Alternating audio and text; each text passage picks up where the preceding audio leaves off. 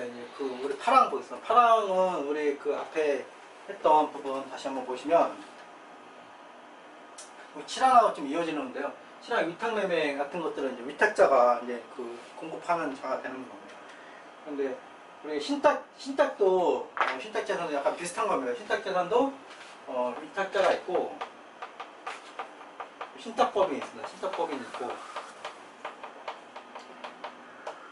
그래서 위탁자가 이제 자기의 재산을 이쪽에서 준 다음에 이쪽에서 뭔가를 처리해 주는 거거든요. 그래서 약간 칠항하고 비슷해서 보시면 신탁재산을 수탁자의 명의로 매매할 때는 위탁자가 직접 재화를 공급하는 것으로 보자. 그래서 칠항하고 거의 똑같습니다. 여기가 이제 수탁자고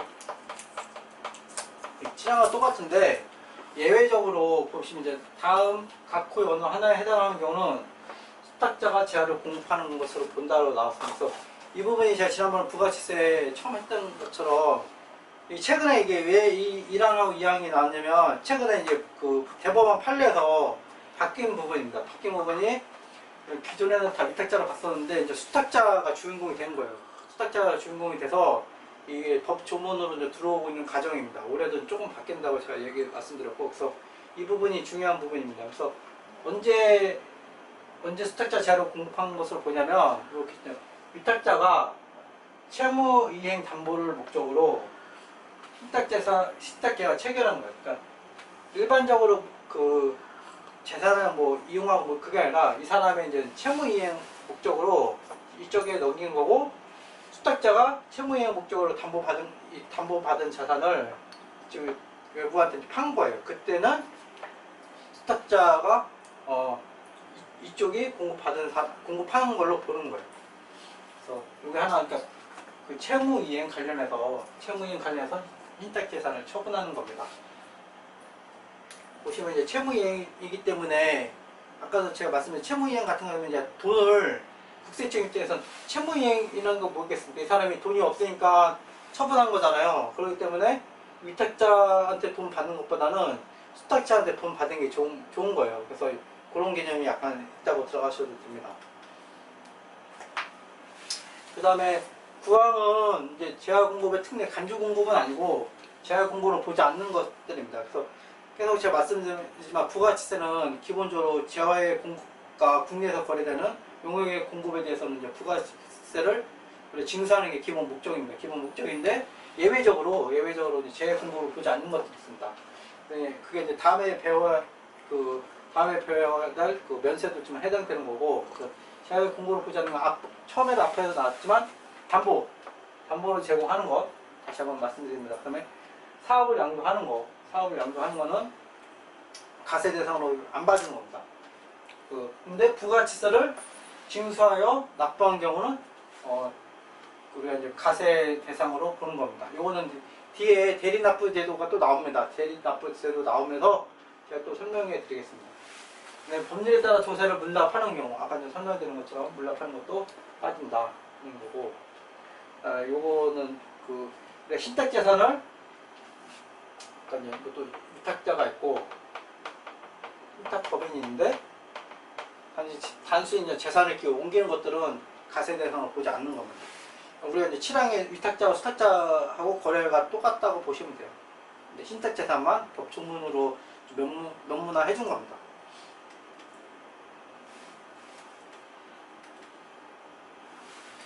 그래서 우리가 이제 그 시행령 쪽 보면은 부가세 시행령 쪽 보면은 실비 변상적이거나 복리 후생적인 목적으로 제공해 공급으로 보지 않는 것, 이게 이제 그 좀 전에 했던 것 중에서 저희 뭐냐면 이게 우리가 이제 개인적 공급 관련해서 개인적 공급을 관련해서 이제 실비 변상적 복리 후생 목적으로 제공하는 것들은 우리가 재화의 공급을 보지 않는다고 그랬는데 그게 뭐냐면 사업을 위해 착용하는 작업모, 작업화를 제공하는 경우입니다. 사업을 위해 착용하는. 그 다음에 이번에 보면 직장연회 및 직장문화와 관련된 재화를 제공하는 경우, 복리후생 목적이라고 보시면 돼요. 그 다음에 한번 경조사와 관련해서 재화로서 사용인 한 명당 연간 10만원, 이하의 제한을 제공하는 경우입니다. 그러니까 1인당 10만 원 같은 경우는 우리가 이제 제한으로 보지 않는다는 거죠. 그다음에 작업보, 작업모, 작업화 금액적인 거는 안 나오는데 또 이제 시험 문제에 자주 나오는 부분입니다. 사업을 위한 증여. 그러니까 우리가 이제 여러분이 갖고 있는 교과서들 보면 이제 사업상 증여를 이제 표현한 건데, 사업상 증여에서도 일부는 이제 가세를 보지 않는 것들, 기본적으로 가세를 봐야 되는데 가세에 대해서는 안 보는 것들 뭐냐면 견본품. 여러분들 어디 가면은 견본품 받잖아요. 그 견본품에 대해서는 우리가 가세로 국세청은 보지 않습니다. 그다음에 재난관리기본법에 적용한 특별재난지원에 공급하는 구호물품들 있잖아요. 구호물품에 이제 부가세를 하면은 그렇잖아요. 그래서 이건 빼주는 거고, 그다음에 우리 마일리지, 여러분들 마일리지 있잖아요. 그다음에 사업자, 여러분들이 쓰고 있는 타 사업 말고 자기 마일리지. 내 사업자가 자기 사업자 적립해주는 자기 마일리지잖아요. 타 사업자 적립 말고 내 사업 목적으로 적립하는 마일리지로 그것만으로 결제하면서 공급하는 제한은 가세 대상이 아닙니다. 이 견본품 같은 것들은 많이 있잖아요. 뭐 좀 비싼 것부터 뭐 싸고 한 100원 뭐 싼 것도 있기 때문에 이거는 이제 행정 업무 뭐 이런 편의성 때문에 이제 가세 대상으로 안 잡는 겁니다. 다 이유가 있긴 있습니다. 다 이유가 있는데 이거는 교재 같은 것 좀 보시면 될 것 같고,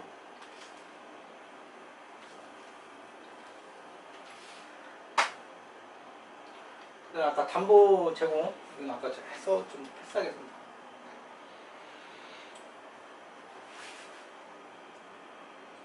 사업의 양도인데요. 사업의 양도인데 이것도 이제 사업의 양도에 시행령에 상세히 좀 적어준 게 있어요. 사업의 양도에 대해서. 사업의 양도 무엇을 말하는 거냐면 사업장별. 왜냐면 우리가 이제 부가세 사업자는 사업장이 여러 개 있잖아요. 사업장별로 한다는 걸 얘기해 준 거고, 그 다음에 모든 권리와 의무를 포괄적으로 승계시키는 것. 모든 권리와 의무를 포괄적으로 승계시키는 거고, 그 다음에 승계받은 사업 외에 새로운 사업의 종류를 추가하거나 사업 종류를 변경하는 경우를 포함한다. 그러니까 잘 해주겠죠. 그러니까 사업 양수 같은 경우는 금액이 커요. 크기 때문에 부가세를 내거나 그게 상당히 부담스럽습니다. 그렇기 때문에 부가세 내는 게 부담스러우면 또 사업 양수 같은 게 좀 잘 안 될 수가 있잖아요. 경기가 안 좋을 때는 빨리 사업 양수가 잘 돼야지 사업을 털고 나가야 되는데 그게 안 되기 때문에 그런 것들 많이 좀 막아주는 겁니다. 그래서 좀 사업 양수 같은 경우는 좀 이렇게 유연하게 좀 처리를 해주는 경향이 있습니다. 부가세 쪽에서.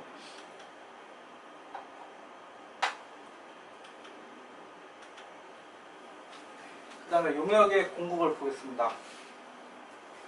용역의 공급은 똑같아요. 재화의 공급과 똑같습니다. 재화의 공급도 어떻게 되냐면 재화의 공급은 계약성, 법률성, 모든 원인에 따른 건 다 우리가 거래로 본다고 되어 있고, 용역도 똑같이 용역의 공급은 계약성, 법률성, 모든 원인에 따른 것으로 다음 각호의 하나에 해당하는 것을 한다. 보시면 다라고 생각하시면 돼요. 영무가 용역이잖아요. 그죠? 뭐 비슷한 말 또 적은 거고, 그 다음에 희산물, 권리 등 재화를 사용하게 하는 것. 기본적으로 계속 말씀드리지만 부가치세는 다 징수하려고 만든 세금이라고 생각하시면 됩니다.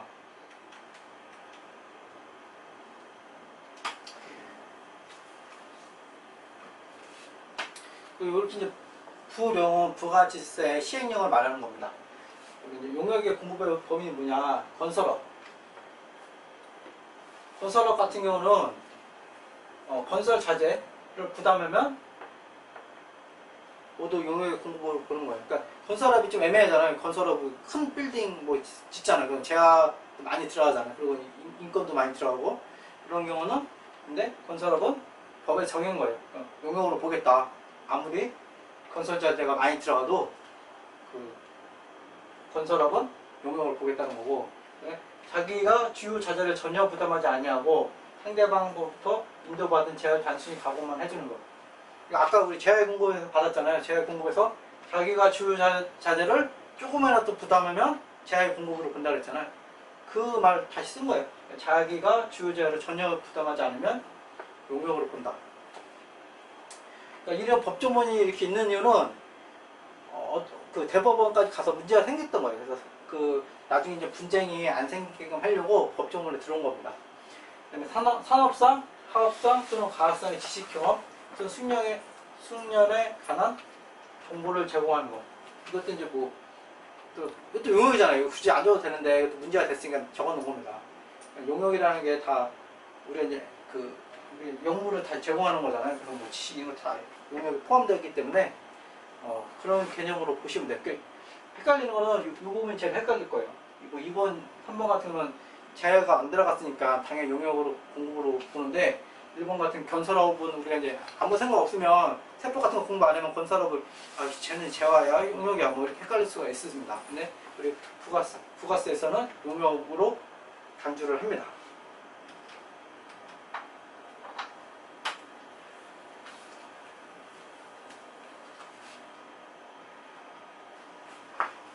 그 다음에 재화의 공급의 특례를 보시면 재화의 공급 특례가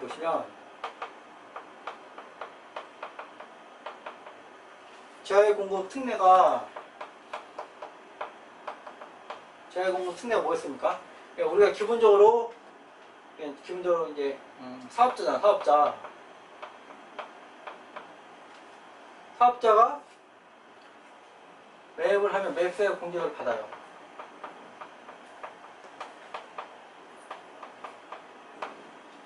사업자가 매입을 하면 매입세 공제를 받고, 그럼 국세청에서는 매입세 공제를 뭘로 메꾸냐? 이 사람이 소비자한테 매출할 때 매출세를 내잖아요. 소비자한테 이제 전가를 시키니까, 부담시키니까 이거를 통해서 매입세 공제 받은 걸 다시 상쇄시키는 거예요. 국세청 입장에서는.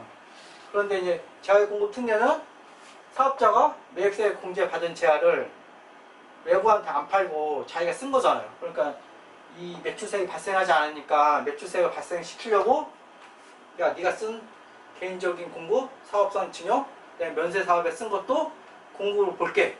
그래서 매출세액 내. 이렇게 된 겁니다.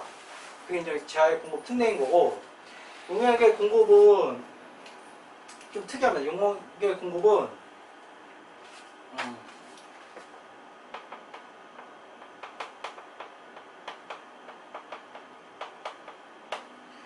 그러니까 재화의 공급은 내가 물건을 매입세 받아서 그러니까 제3자한테 팔지 않고 판매하지 않고 내가 쓴 거잖아요. 그러니까 거쳐간 걸 쓰는 건데, 용역의 공급은 안 보이잖아. 안 보이고 내 용역을 나를 위해 쓴 거잖아요. 내 용역을 나를 위해 쓴 거기 때문에 이거를 징수하기가 좀 애매합니다. 보시면 사업자가 자신의 용역을 자기 사업을 위해서 대가를 받지 아니하고 공급함으로써, 이게 이제 재화의 공급과 똑같잖아요. 대가를 받지 않고 공급하는 거랑 똑같습니다. 공급함으로써 다른 사업자와의 가세형편 침해되는 경우에는 자기에게 용역을 공급하는 것으로 본다. 조문 자체는 재화 공급의 특례하고 똑같이 만들어놨습니다.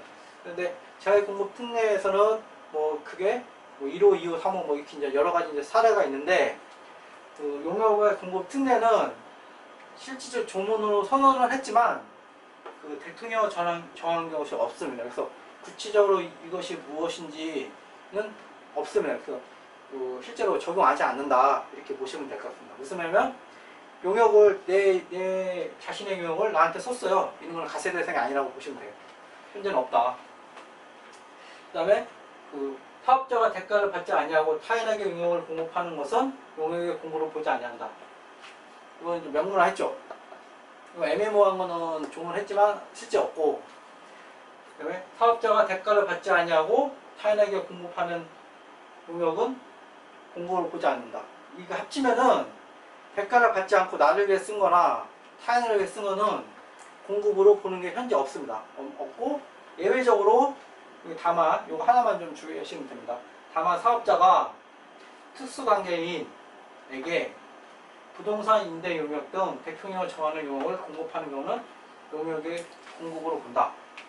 그러니까 사업자가 특수관계인한테 임대용을 제공하면 용역의 공급으로 보는 거예요.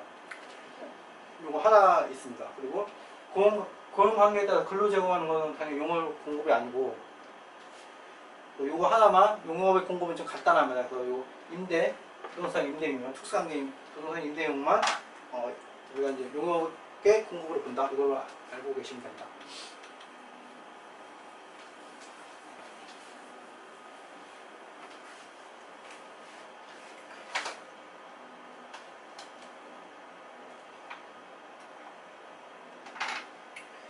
그 다음에 특수행위 누구냐? 특수행위는 소득세법하고 법인세법에서 이제 정한 특수행위라고 보시면 되고, 그 다음에 요 2항 보시면 사업용 부동산 임대용역 등 대통령 정하는 용역이란 빼주는 거니까 가세 용역으로 보지 않는 건데, 가세 용역으로 보지 않는 것이 이제 두 가지가 있습니다. 두 가지가 있는데 1번 보시면 산업교육진흥비 산업협력촉진에 관한 법률 제25조에 따라 설립된 산업협력단과 같은 법 제2조 2호 다목의 대학가 사업용 부동산 임대용.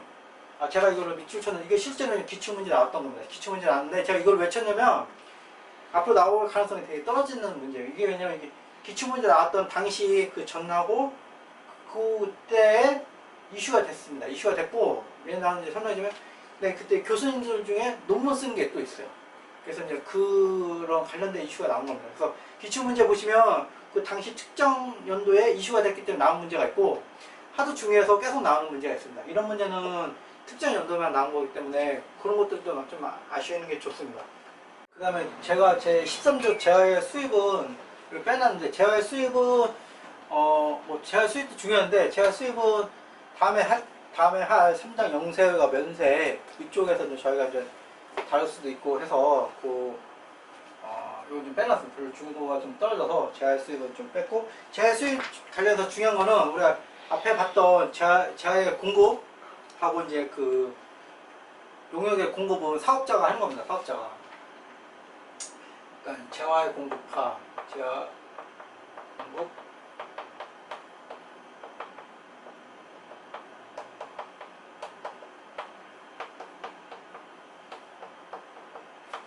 사업자가 하는 겁니다. 사업자가 소비자한테 하는 거고, 재화의 수입은 수입하는 사람이, 재화의 수입은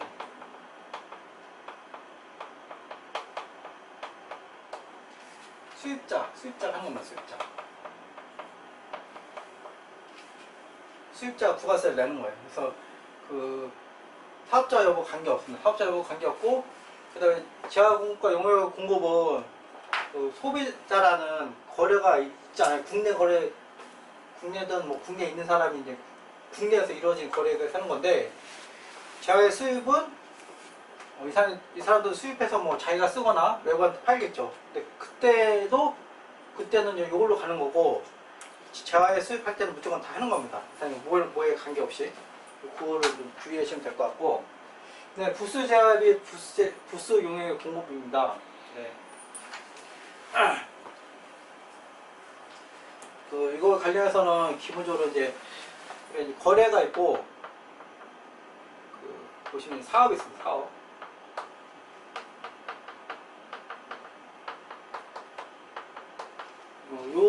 이게 다른 겁니다. 거래는 거래 하나하나 하고, 사업은 우리가 이제 면세 사업이나 가세 사업이나 이런 컨셉으로 보시면 돼요. 주된 재화 또는 용역, 그러니까 주된 공급에 부수되어 공급되는 것으로서 어느 하나에 해당되는 것은 주된 공급에 포함되는 것으로 본다.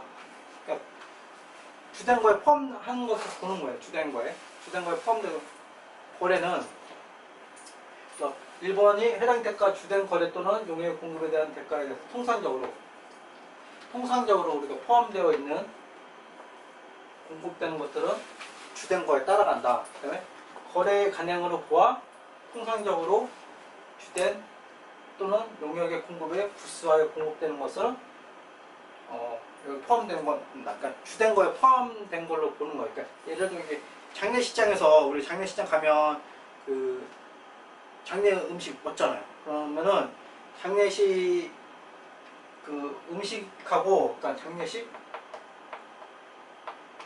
플러스 음식이 있으면 얘가 그 부스가 되는 거예요. 얘가 부스고 장례식이 메인입니다. 메인. 그래서 얘에 따라하는 거예요. 각각 우리가 가세하는 게 아니라 하나로 보고 우리가 이제 가세를 하든 면세를 하든 하는 겁니다. 이게 그 얘기입니다. 이제 따로따로 볼 거냐, 각각 볼 거냐. 그러니까 A라는 제품하고 B라는 제품이 있는데 같이 움직이는 거죠. 같이 소비자한테 제공했을 때 얘를 각각 가세할 거냐, 따로 각각 가세할 거냐, 얘를 여기에 포함시킬 거냐, 그거를 보는 겁니다. 그래서 주된 부수를 하면은 주된 거에 포함하는 거고 각각 독립된 거다음은 각각 매기는 겁니다. 이게 그 얘기입니다. 그래서 부수되어 가는 것들은 주된 거에서 포함돼서 한다는 거고, 이번은 좀 다른 얘기입니다. 주된 사업의 부수되는 다음 각 고의 어느 하나에 해당하는 거는 별도의 공급을 한다. 그러니까 일본 같은 경우는 주된 거래와 주된 재화, 부수, 재화승 이렇게 포함되는 걸로 보는 거고, 이건 주된 사업에서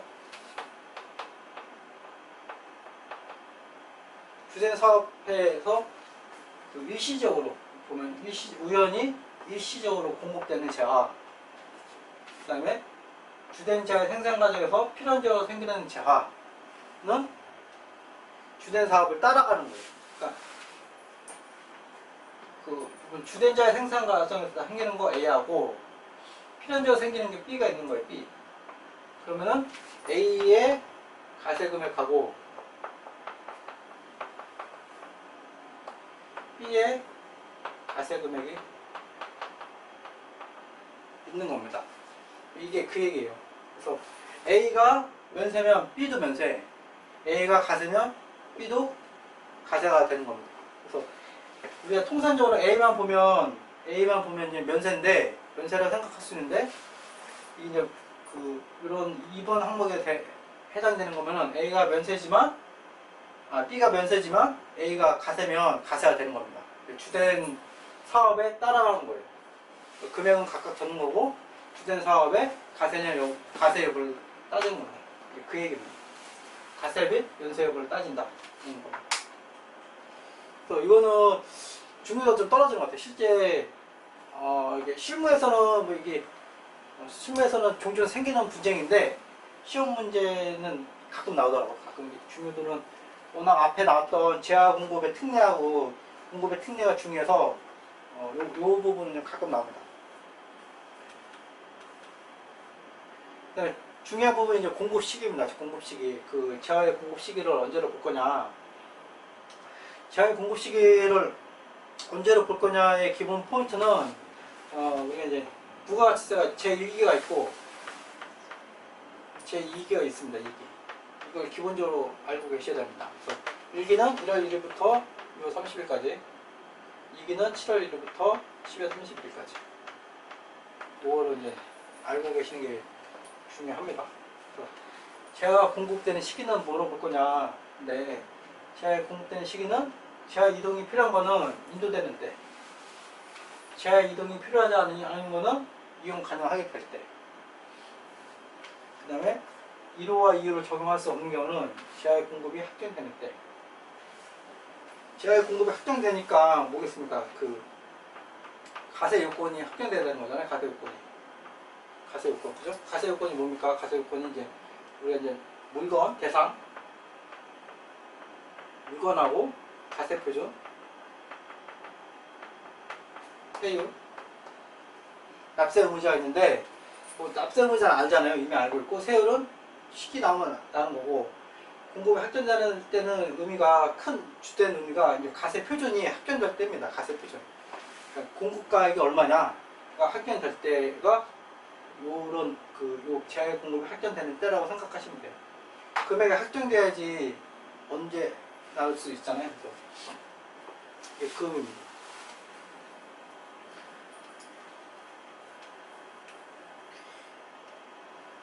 다시 이제 이게 기본 컨셉이에요. 컨셉. 그러니까 제가 이동이 필요한 거는 인도하는 때, 이동이 필요하지 않은 경우는 이용 가능할 때, 이게 잘 모르겠다. 공급이 확정될 때. 공급이 확정하는 거는 우리가 가세 요건을 생각하시면 됩니다.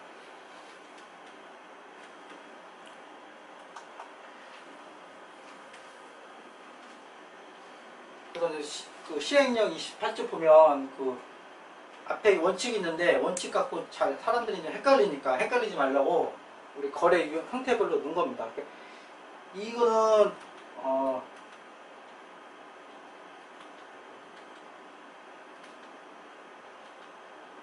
요 세 개의 항목을 각 거래별로 적용한 것 뿐이에요. 그래서 원칙에 벗어나는 게 아닙니다. 보시면 현금, 외상, 할부 판매 같은 경우는 제가가 인도되거나 이용 가능하게 되는 때.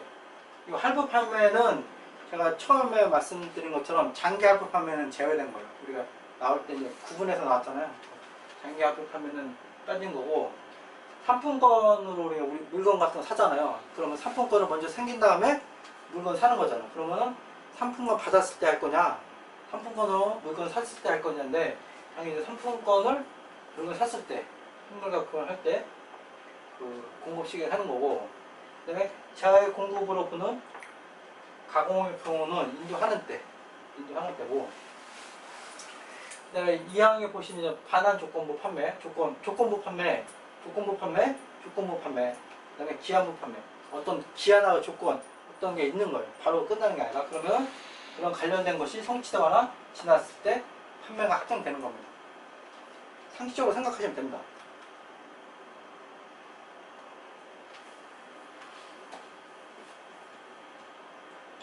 그 다음에 이제 대가의 각 부분을 받기로 할 때, 대가의 각 부분을 받기로 할 때는 장기 할부 판매. 할부 판매하는 거 뭡니까? 우리가 앞으로 몇 달 어떤 간격으로 인해서 돈 지급하겠다 뭐 이런 거잖아요. 그렇기 때문에 대가의 각 부분을 받기로 약정한 거래라고 보시면 돼요. 그 상세한 거는 뭐 나중에 한번 또 설명해 드릴 테니까 그런 나중에 한번 또 기회가 있을 거고, 지금은 대가의 각 부분을 약정한 거래들은 그때 우리가 공급 시기를 보는구나, 이 정도만 아시면 됩니다. 그 다음에 전력이나 그 밖에 공급단이 부족할 수 없는 것도 우리가 대가의 각 부분을 받기로 할 때 하는 겁니다. 우리가 그 집에서 이제 전기 요거 뭐 한전한테 납부하시던데 전기 요금 쭉 그 우리가 이제 발생하잖아요. 제야의 용역의 공급을 우리가 이제 가세 거래 계속 생기는데, 그걸 언제 끊어주냐면 우리가 이제 세금에서 고지가 날라옵니다. 그 대가를 받기로 거기에 요금 전기 요금 고지서가 오면 거기에 이제 대가에 언제까지 납부하세요? 뭐 이런 게 나옵니다. 거기에 이제 세금자 그래서 제야에 계속적으로 공급하는 거는 받기로 할 때 이렇게 보시면 됩니다. 그다음에 우리 간주 공급 관련해서 제야 공급 특례는 자가 공급, 개인적 공급에 대해서 제야 공급을 보는 거는 사용하거나 소비하는 때. 아까 문구에 이런 말이 있었어요. 사용하거나 소비하면 우리가 제야의 공급을 본다. 이렇게 이제 그 문구 자체에 공급 시기가 나온 겁니다. 사업상 증여도 똑같이 증여하는 때, 이것도 이제 앞에 문구를 기억이 나시면 제야를 증여하는 때 제야의 공급으로 본다, 이런 문구가 있습니다. 그때 이제 그 시기에 나온 거고, 이게 때니까 당연히 시기에 나온 겁니다. 폐업시 잔존에서 폐업일 때 제야의 공급으로 본다, 이렇게 나오잖아요. 시기에 나온 거. 법 조문을 잘 보시면 이게 똑같은 말이 또 나오는 경우도 있어요. 법 조문 보시면. 그다음에 이제 앞에 했던 말을 굳이 안 써도 되는데 또 있는 조문도 있고, 그래서 논리적으로 잘 생각을 하시면 접근하기 좀 쉽습니다. 무인 판매기를 이용하여 제야를 공급하는 경우 해당 사업자가 무인 판매기에서 현금을 꺼내는 때를 제야의 공급 시기로 본다는데, 이거는 우리가 앞에 보면 제야가 이동할 수 있는 걸 인도하는 때고, 그 다음에 제야가 이동하기 어려운 것들은 사용 가능하게 할 때잖아요. 그 다음에 그 외에는 확정될 때잖아요. 확정할 때. 이 무인 판매기 이 5항은 사용 가능하게 될 때, 확정될 때 중에 어떤 거냐면 어떤 거라고 생각하십니까? 이거는 어떤 의미 확정될 때를 적용한 거예요. 확정될 때. 무슨 말이냐면 현금을 꺼내잖아요. 현금 꺼내면 뭐가 결정됩니까? 금액이 결정되잖아요. 금액이. 가세 표준을 그러니까 세율 10% 매기는데 우리가 그 10% 매기는 금액이 결정된 거예요. 무인 판매이기 때문에 납세문제 누구겠어요? 무인 판매기 소유자 납세기일 거고, 그다음에 시기는 그 금액이 결정되는 거고, 그렇기 때문에 이거는 그 우리가 확정될 때 아까 그 3호에 있는 확정될 때를 그 구체적으로 좀 적용한 표현입니다. 현금을 꺼내는 때, 확정될 때. 그래서 이런 식으로 문구를 그 우리가 이제 법 조문에 있는 거랑 매치시켜서 이해하시면은 이거를 굳이 이게 외울 건지, 그다음에 기억에 남는 건지, 이해해야 되는 건지 이렇게 내가 알 수가 있어요. 제가 계속 말씀드리지만 절차에 관련된 부분 며칠 나가고 며칠 나간다 뭐 이런 거 외워야 되는데, 이런 것들은 기본 그 실체에 관련된 것들은 이해하시는 편이 훨씬 좋습니다.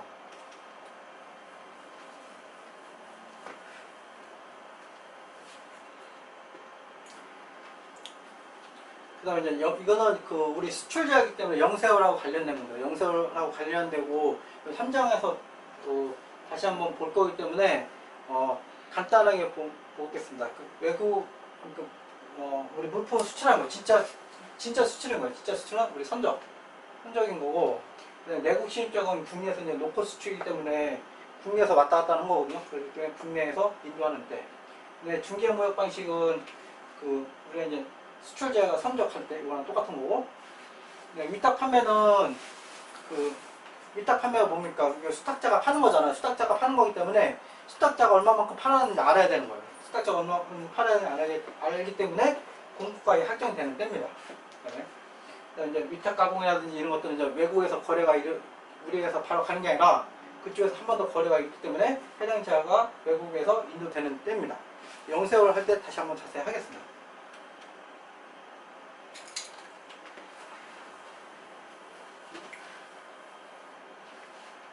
이거는 한번 봐주시면 될 것 같고, 용역의 공급 시기입니다. 용역의 공급 시기는 뽑았어요.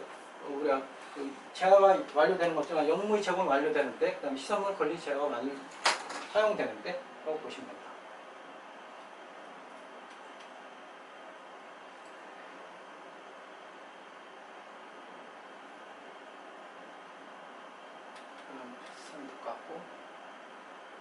그 다음에 제압이 용역의 공급 시기의 특례입니다. 제압, 이게 좀 중요한데, 일반적으로는 우리가 이제 그 인도하고 나서 돈을 주고 받는데, 이 특례 같은 건 좀 그게 좀 어긋난 거예요. 실제 공급한 거하고 돈의 수수 관계, 세금에서 발급 시기 관계, 요게 좀 다른 것들이 있어요. 실제 실무에서는 이게 많이 나와서 요거는 시험에 좀 자주 나옵니다.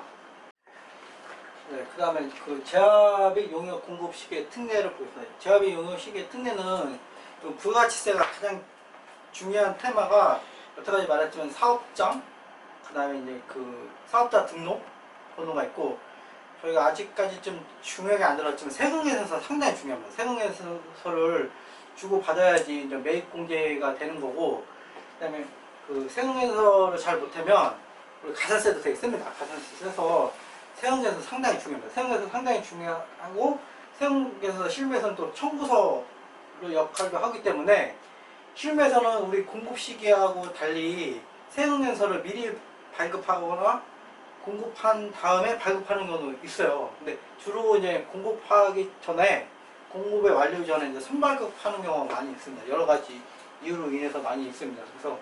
그래서 지금 제 10조처럼 제압이 용역의 공급 시기 특례는 이런 그 세금계산서 이런 이슈 때문에 나왔다고 생각해 보시고 접근하시면 됩니다. 그래서 제압이 용역의 공급 시기인데, 보시면 이제 공급 시기 되기 전에 대가, 이 중에 중요한 대가의 전부 또는 일부를 받고, 대가를 받은 거예요. 일부를 받고, 그 받은 대가에 대해서 세금계산서, 영수증을 발급하면 세금계산서 등을 발급하는 때를 각각 그 제한 또는 공급 시기로 본다. 그러니까 실제 공급 시기 아님에도 불구하고 세금계산서를 발행하고 대가를 받았어요. 그러면은 세금계산서 발행한 날을 공급 시기로 보는 겁니다. 그러니까 세금계산서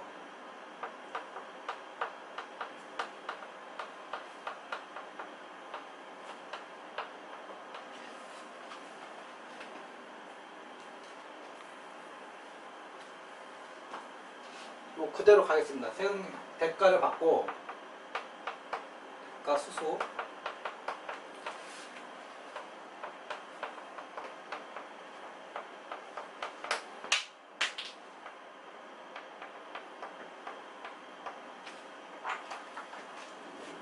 실제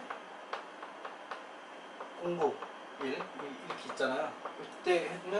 이때를 세금에서 발급일을 우리가 공급 시기로 보는 거예요. 그래서 보시면 국세청 입장에서는 제일 중요한 문서가 뭡니까?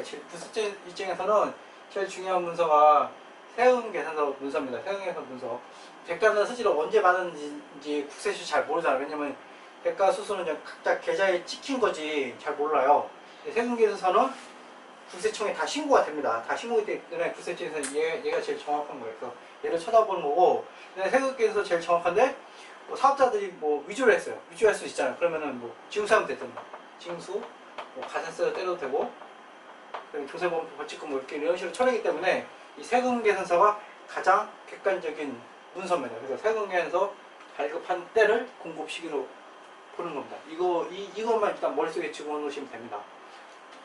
2항에 보시면 또 공급 시기가 되기 전에 세금계산서 발급하고 세금계산서 발급일로부터 7일 이내에 대가를 받으면 세금계산서 발급한 때를 공급 시기로 본다. 그 1항이고 2항은 세금계산서 발급한 거예요. 세금계산서 발급 그다음에 7일 이내 수수 돈을 받은 거고, 그 다음에 실제 공급일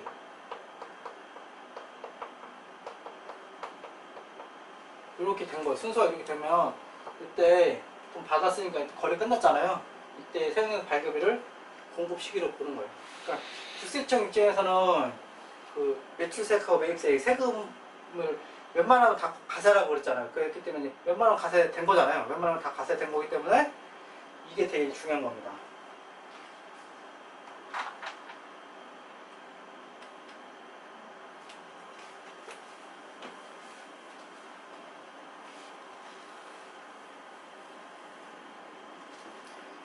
상황을 보시면 또 2항에도 불구하고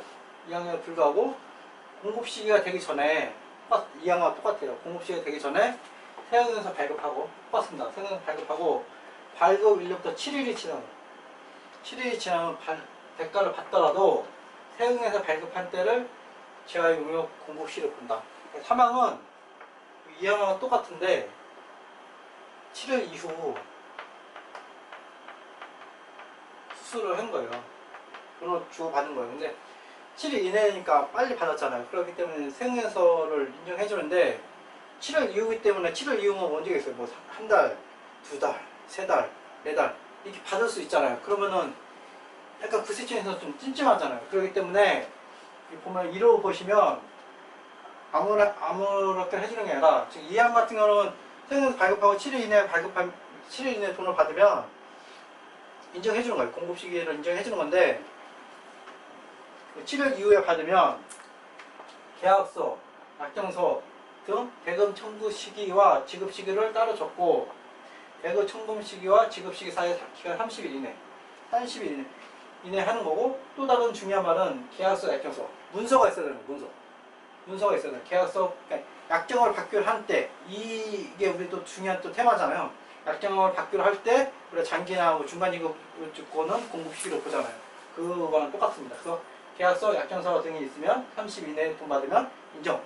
그 다음에 세금 발급일에 속하는 가세기간, 세금 발급일에 속하는 가세기간에 재화 또는 용역의 공급 시기가 도래하고 세금계산서에 적힌 대금을 지급받은 확인되는 경우잖아요. 확인되는 경우. 그러니까 약간의 증빙이 있어야 된다는 거예요. 이때도 7일 이후 지나도 우리가 세금계산서 발급한 때를 공급시기로 봐주겠다는 겁니다.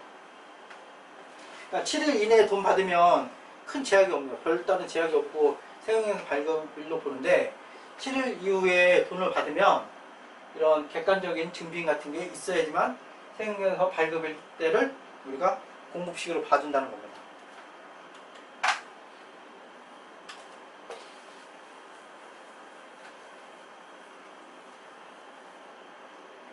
그다음에 사업자가 할부 또는 제한 용역을 공급하는 경우, 그다음에 공급 시기가 되기 전에 영수증 발급하는 경우는 그 발급할 때를 각각 보는데 똑같은 말 계속 반복되는 겁니다.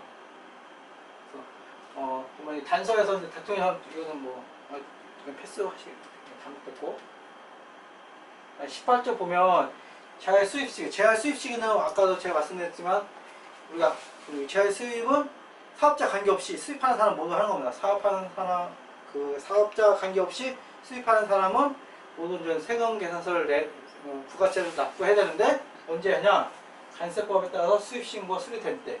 수입신고 수리된 때는 언제 되겠습니까? 수입신고 수리된 때지 우리가 세금 금액, 가세 표준 금액이 나오는 거잖아요. 당연히 그러기 때문에 재활 수입 시기는 수입신고 수리된 때를 하는 겁니다.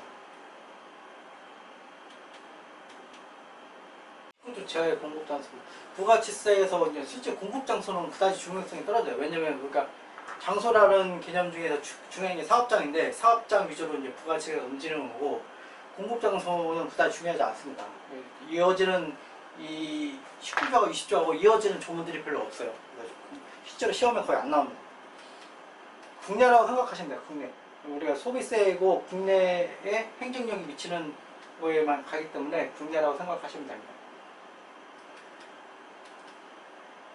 기출문제 들어가겠습니다. 기출문제 1번 상품권으로 현금을 판매하고 그 상품권이 선물과 교환되는 경우에는 상품권이 판매되는 때를 재활 공급 시기라고 합니다. 그러니까 공급 시기에 대한 문제고요. 상품권으로 이제 우리가 재활을 상품권으로 이제 거래를 하는 거죠. 상품권 거래할 때 언제냐면 상품권이 판매되는 때가 아니라 상품권으로 이제 물건을 교환할 때.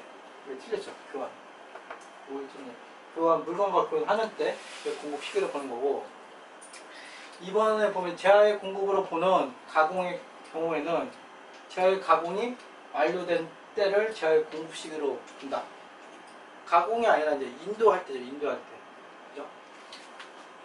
그 재활의 공급으로 보는 가공, 재활의 공급인데 키포인트가 재활 공급이에요. 재활 공급은 재활 공급의 이제 큰 원칙은 언제입니까? 재활 공급의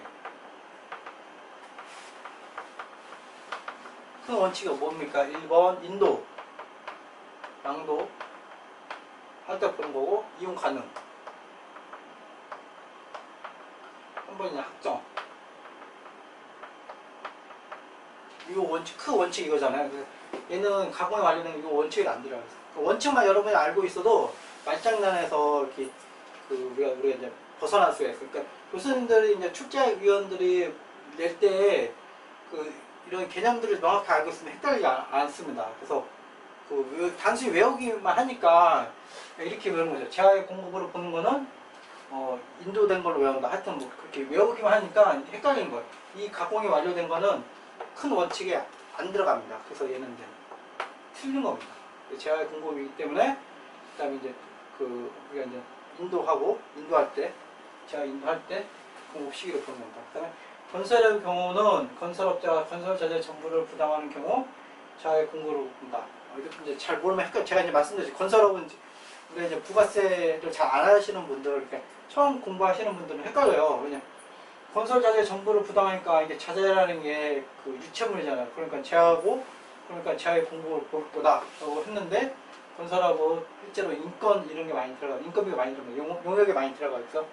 우리가 용역으로 봅니다. 재활의 수입 시기는 당연히 재활가 보세 창고에 입고된 때가 아니고 수리된 때를 봅니다. 수리된 때. 5번 보겠습니다. 5번 주된 사업하고 부수 재활 문제입니다. 주된 사업에서 부수된 거래로 주된 사업과 관련해서 우연히 일시적으로 공급하는 재활 또는 용역 공급은 별도의 공급으로 보고 주된 사업에 따라 판단합니다. 주된 사업에 따라서 별도의 사업으로 판단하는 게 아니라 주된 사업에 따라서 판단을 하는 겁니다. 그다음에 6번 보면 자기가 생산한 재화를 자기 고객에게 사업성 증여에 대해서 나온 거죠. 사업성 증여에 대해서 나온 건데, 자기 적립 마일리지로 정보를 결제하는 경우는 재화의 공고를 보지 않는다. 사업성 증여에서 몇 가지 있었죠. 견본품도 이제 우리가 사업성 증여로 가세되지 않는 것도 예외로 본 겁니다. 그래서 자기 마일리지로 전부를 결제하면 공고로 보지 않습니다. 네, 이것으로 마치겠습니다.